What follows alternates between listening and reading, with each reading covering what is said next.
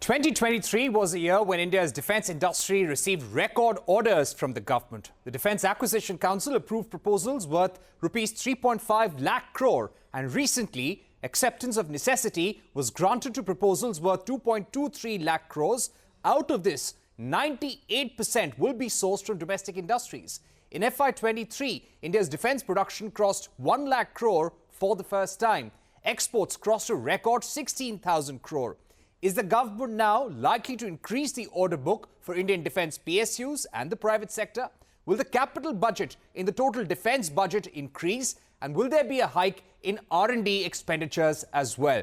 Joining us now to talk about the Indian government's mega defence push is Giridhar Aramane, India's Defence Secretary. Mr. Aramane, thank you very much for joining us. The world had been reeling under the Ukraine-Russia war. How does the war in the Middle East add to our security needs at a time when our border dispute with China continues? How does the current geopolitical setup impact us? Good afternoon, Parikshit, and Happy New Year to you all. I hope the new year will herald an era of peace. As our Prime Minister has stated repeatedly that this is not an era of war, and we have to take care of the instability which is happening in various parts of the world. While our intention is to ensure the peaceful coexistence of different players, we have to be ready with our own solutions for the geopolitical instability and vulnerabilities which emerge from time to time in our own national security systems.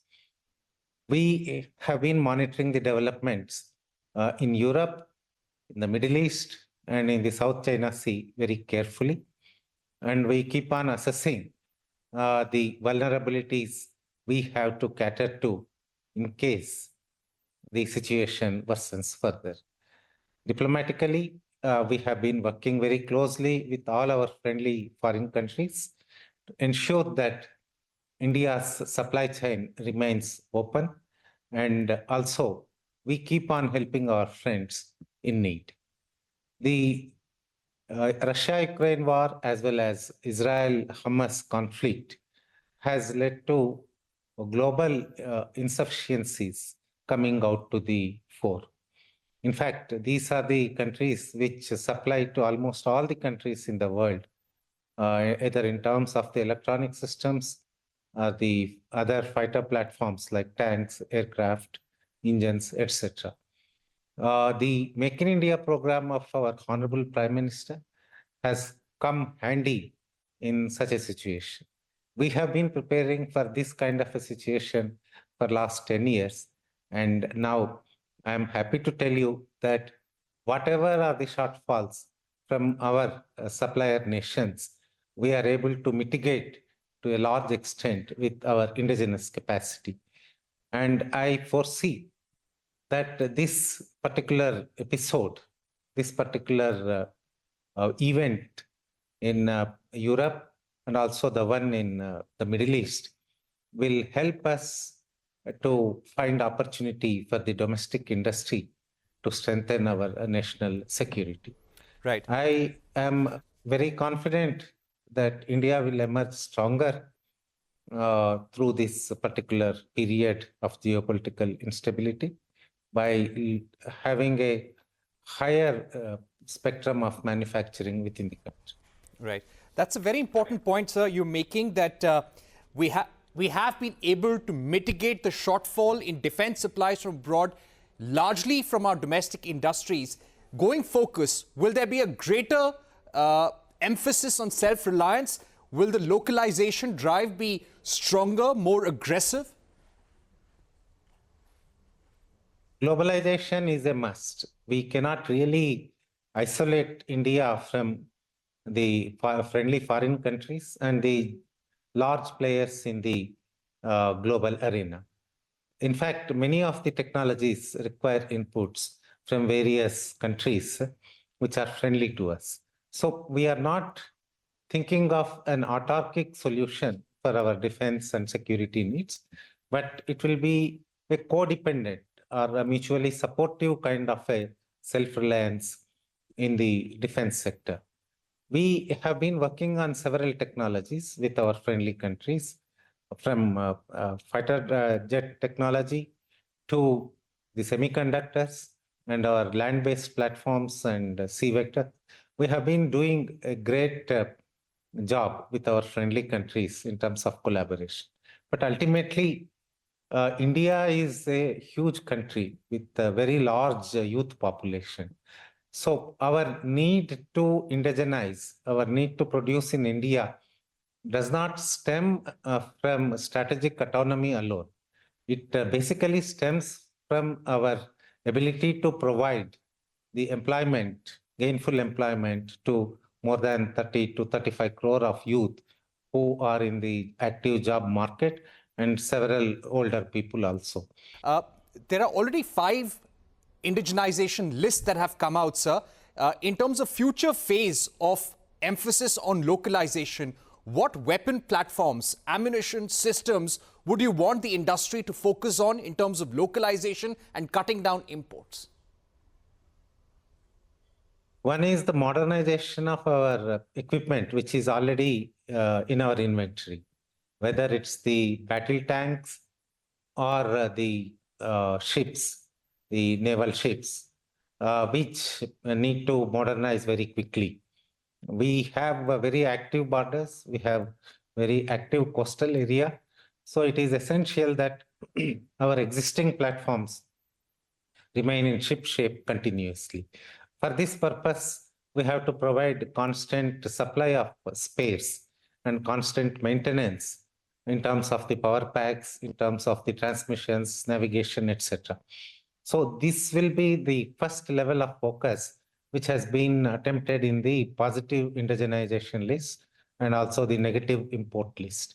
So we have reached a certain stage where we can be confident that the existing platforms will not suffer due to the supply chain disruption. Apart from this, we also have to concentrate on emerging technologies. As we have observed in Ukraine as well as in Israel-Hamas conflict, the huge platforms like warships, submarines, or fighter jets can be neutralized by very small platforms. In fact, the attacks in the Indian Ocean region or Arabian Sea by small drones, which cost $500, which inflict considerable damage on large platforms, is a lesson various armies are learning from these conflicts. Hence, we should be able to defend our borders and our economic zone with the help of the cheapest possible solution. We need not basically concentrate on large platforms where the others have an advantage. We should be able to procure drones, unmanned aerial vessels, and other similar equipment to protect our national interests.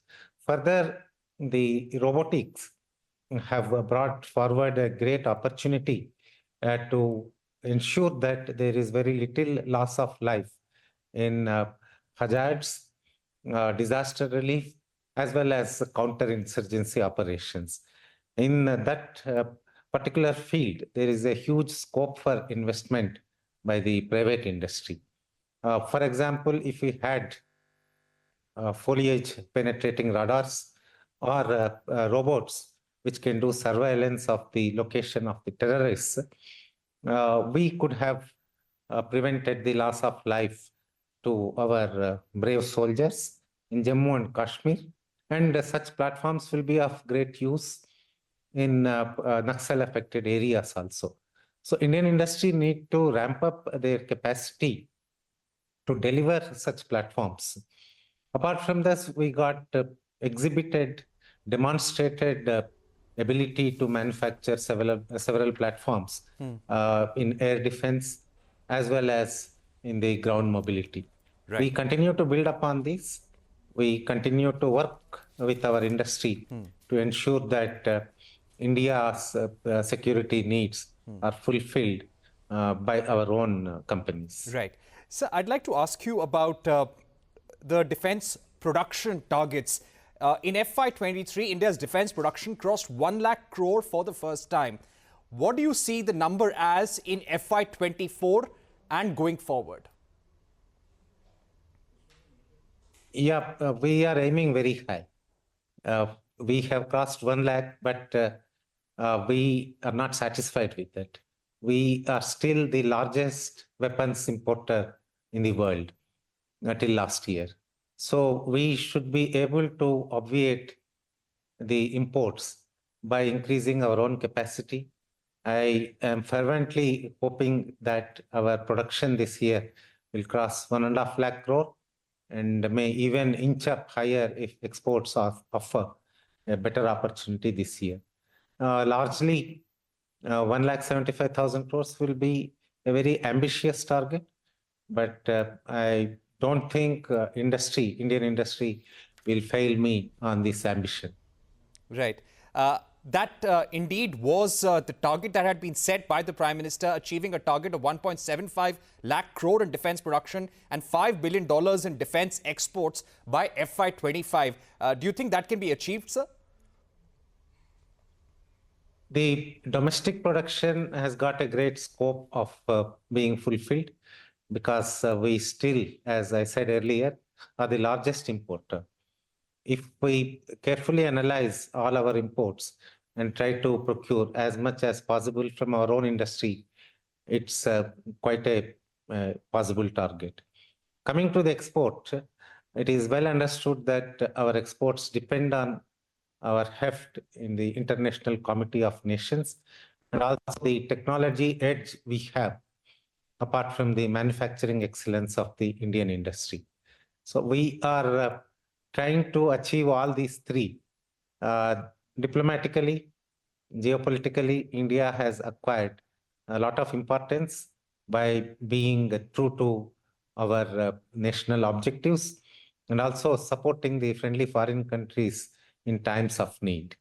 Then technology-wise, not only by domestic research, but by technology transfer and innovation, we have reached a status where many other countries also look for cutting-edge research in India and tying up with Indian startups and Indian MSMEs to procure from our sources. So in a way, it is a very sweet spot for Indian defense industry, where we have not only the government-to-government exports booming, but also the private companies being able to export on their own to large multinational defense companies to be part of their vendor chain. Right. This particular development is very heartening as large defense companies from US, Europe, and other countries keep on procuring from our companies, especially the startups and some of the public sector units. Right. So could you give us a sense of the uptick that you expect in terms of total exports in FY24? FY23 was a record 16,000 crore. What could be the possible increase? How much of this will come from PSUs? How much of this will come from the private sector? I am hoping that we will achieve our set target of 20,000 crores this year if everything goes well. As you understand, we don't supply to conflict zones any kinetic equipment. We also have several policy restrictions on whom to send and whom not to send. So all things going well, we can supply to many of our friendly foreign countries for their self-defense, not for any aggressive purposes. So 20,000 seems to be a reasonable target by now. The private companies are picking up in a major way.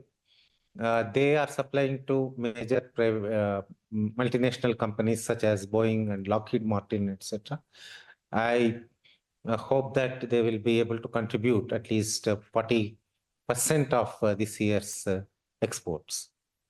Right. On that note, we take a short break, but don't go anywhere. This conversation with Giridhar Aramane, the Defence Secretary of India, continues on the other side. We will be asking him about more schemes and what are the future production plans for the Indian Defence Ministry.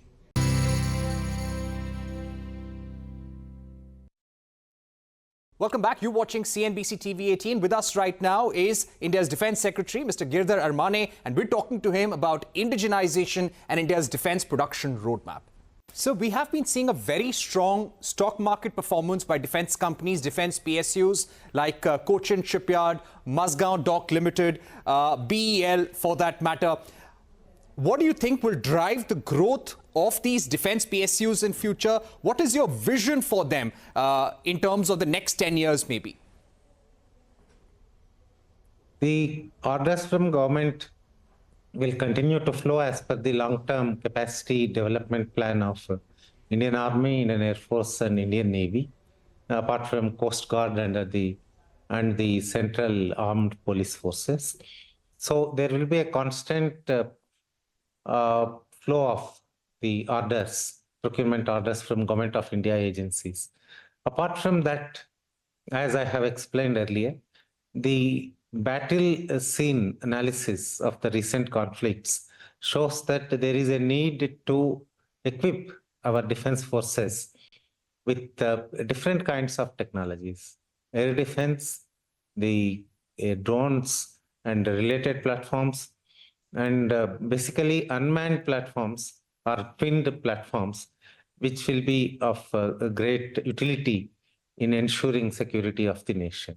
So we have to make effort to look at these new technologies and make our industry, defense industry, to work on these technologies. Basics of most of these technologies are already available with both our domestic defense sector companies and commercial companies, non-defense companies also. For example, drones, electronics, etc. In fact, the IT systems are already in great of use, functional utility in the private sector. So we need to achieve that synergy between civilian and defense sectors to make Indian armed forces capable of tackling any of the dangers we face. Right. So my understanding is that the flow of orders can be in the latest technological fields, which can be exploited in a major way by the companies which are outside the defense sector. So you're saying that this is a big window of opportunity and there will be a greater flow of orders in emerging technologies such as air defense, UAVs. Is that right, sir? Yeah, air defense is a very old field, but in air defense, what can be the new technologies which can be deployed? That needs to be worked on. And electronic warfare systems and unmanned aerial as well as the surface vessels also need to be looked at with much greater interest by the industry. Right. Does this mean, sir, considering that our defense procurement has been steadily going up and there's a great emphasis on local production, will the defense budget go up this year, especially the capital budget within the defense budget? Defense procurement takes a lot of time. So most of the time, the money I will be spending this year will be the consequence of the orders I have placed in past few years. We are trying to expedite the timelines, but the amount I will be able to spend this year will be largely known by the contracts I have signed until last year. So that way, Finance Ministry has been very, very supportive of the Indian Defence Forces. They have been giving whatever we have been asking. And they also have indicated to us that if necessary, we will give more money in the revised estimate or supplementary estimate. So I don't foresee any financing or funding problem for the Ministry of Defence. I only have the constraint of the pace of manufacturing and the pace of the finalization of the contracts. That alone seems to be the constraint on spending more money, and not the provision in the budget. However, I foresee an increase of 5 to 7.5% minimum increase based on my requirement in the defense budget. It can be higher or it can be much higher than that also if we need that money. So 5 to 7.5%. When you say defense budget, sir, does it especially mean for capital budget, for capital acquisition? Yeah, that's what I meant. Thank Okay, sir. And what about the R&D budget? This has been an ask of the industry to increase the R&D budget. Is that a proposal going from you to increase the budget for DRDO and maybe R&D for the private sector as well? R&D budget is also based on the programmatic framework which DRDO has developed, apart from the grants under IDEX and IDEX Prime. So in terms of budget allocations for the ministry, it will not vary too much. It cannot go down, obviously, but it cannot also increase by, say, to 20%, 30%, because of the pace of work in defense research is in a stepwise process. It's not one go I will be able to spend, say, 100 crores or 200 crores. So to that extent, they will get, DRDO will get whatever they have asked for. There will not be any shortfall in the provision by Finance Ministry to DRDO. However, I don't foresee a huge uptick in the budget, as we have been working on most of our schemes and programs over past few years, and they will continue to be funded. And any new program which is taken up will get the required amount of funds. As you understand, we have a target of 25% of the total research budget being allocated to the private industry also. Under that, we already are doing a lot of work in IDEX, IDEX Prime, TDF, and we plan to come out with a new scheme where certain emerging technologies also can be worked on by the private industry with a higher amount of grant. The scheme is under works. So gradually we are inching towards the 25% budget to the private industry, and we hope to achieve in next 2-3 years. So what will be the timeline for the launch of this scheme for emerging technology? Will this be aimed at private sector alone, or defense PSUs can also participate, or there will be JVs? What could be the possible outlay? Any contours that you could share? This is being aimed at the private industry. It will be specific to the emerging technologies, which require higher grant because of the infrastructure cost and also the cost involved in the innovation and development. Right. So I'd also like to speak about the divestment targets of the government when it comes to defense PSUs like BEML, Garden Reach Shipbuilders, MDNL for that matter. What is the status of BEML, for example? The government in 2016 had decided to divest a 26% stake. Where have things reached so far? By when do you think the process could be completed?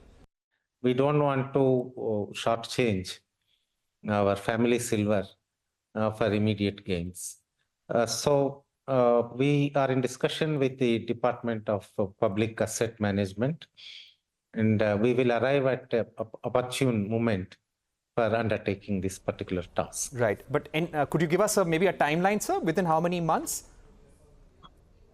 That I may not be able to commit on my own without discussion with the Finance Minister. Okay. So in terms of the Garden Reach Shipbuilders and MDNL for divestment, what is the plan? Any other PSUs that you have identified for divestment? This will be a considered decision in the board of the particular company and also in consultation with the Government of India. One other thought which is coming up is there is a need for building up a huge infrastructure in the country, either in the shipbuilding or related fields. So the public sector companies are working with several private companies, both Indian and foreign, for formation of JVs, joint ventures. So there can be some capital requirement for that purpose also. We will work out the total requirement of these companies, then look at what can be done. Okay, so you're saying that when it comes to our shipbuilding PSUs, there could be a proposal for divestment in future, depending on their capital needs. Yes, that's correct. Mr. Aramane, thank you very much for joining us with that comprehensive view on where we're heading in terms of our defence production. What is the real push that you expect from the defence industry for the future on emerging technologies, and what role will defence PSUs and the private sector play over the next 10 years? Thank you very much for joining us for that comprehensive conversation. Thank you. That's all we have time for on this special broadcast. Thank you for watching. Goodbye.